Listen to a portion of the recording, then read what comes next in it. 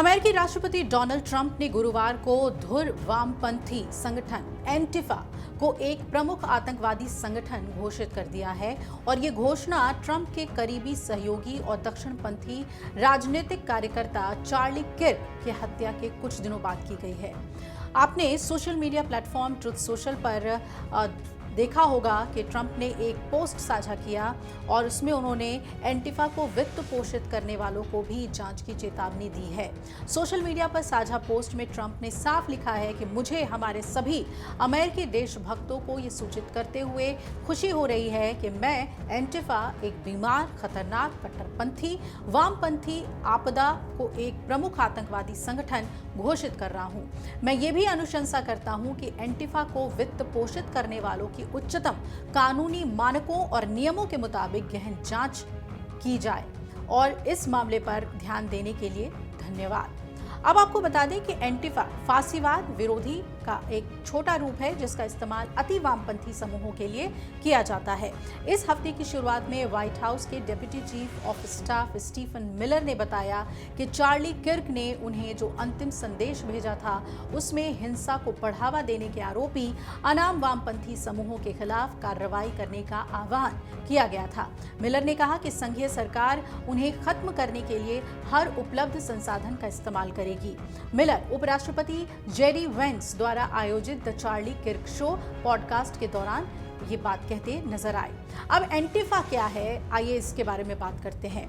Antifa का जो full form है वो है एंटी फासिस्ट यानी फासीवाद विरोधी।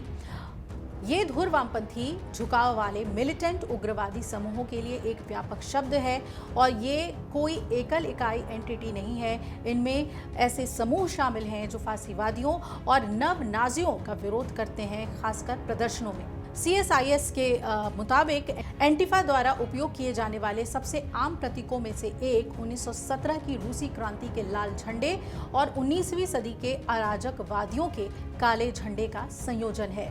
एंटिफा समूह अक्सर दक्षिणपंथी सभाओं और रैलियों को बाधित करने के लिए जवाबी विद्रोह प्रदर्शन करते हैं। ऐसा कहा जाता है कि वो अपनी गतिविधियां social media, encrypted peer to peer network और सिग्नल जैसी मैसेजिंग सेवाओं के जरिए आयोजित करते हैं। 2020 में जॉर्ज फ्लॉयड की हत्या के विरोध के बीच भी ट्रंप ने एंटिफा को एक आतंकवादी संगठन के रूप में नामित करने पर विचार उठाया था और ट्रंप के पिछले FBI डायरेक्टर क्रिस्टोफर रे ने उस साल गवाही में कहा था कि एंटिफा एक विचारधारा है, न कि एक संगठन। इसमें पद के मुताबिक एक संरचना का अभाव है क्योंकि वही आमतौर पर इसे संघीय सरकार द्वारा एक आतंकवादी समूह के रूप में नामित करने की अनुमति देता है। अब न्यूज एजेंसी की रिपोर्ट की माने तो एंटिफा अमेरिका के लिए एक घरेलू एंटिटी है और इस तरह अमेरिका का विदेश विभाग इसे विदेशी आतंकवादी संगठनों की सूची में शामिल नहीं करेगा। इस सूची में इस्लामिक स्टेट और अलकायदा जैसे चरमपंथी आतंकी संगठनों सहित दर्जनों समूह शामिल हैं। इस लिस्ट में किसी को शामिल करना कुछ हद तक मायने रखता है क्योंकि ये न्याय विभाग को उन लोगों के खिलाफ मुकदमा चलाने में सक्षम बनाता है जो उस सूची में शामिल संगठनों को भौतिक समर्थन देते हैं, भले ही उस समर्थन के कारण हिंसा ना हुई हो।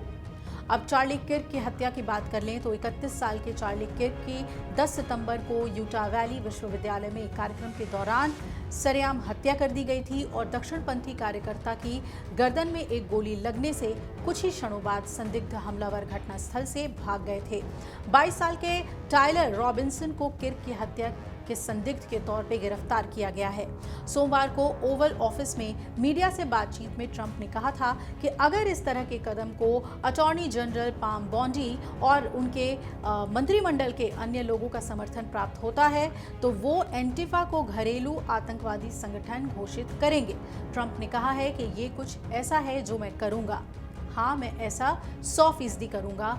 एंटिफा भयानक है और आज ट्रंप ने फैसला भी ले लिया और इसे आतंकवादी समूह में एंटिफा को शामिल करने का फैसला उन्होंने सुना दिया।